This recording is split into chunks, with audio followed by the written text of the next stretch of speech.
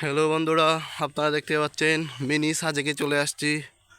Mini সাজেকটি অবস্থিত হচ্ছে ব্রাহ্মণবাড়িয়া কসবা কুল্লাপাথর। তো সাথেই থাকুন, দেখতে হলে সাথে থাকুন এবং উপভোগ করুন মিনি সাজেক।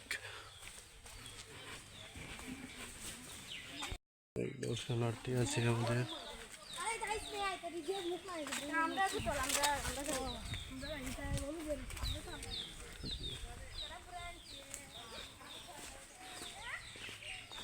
পাহাড়ের উপর অবস্থিত মিনি সাজেক।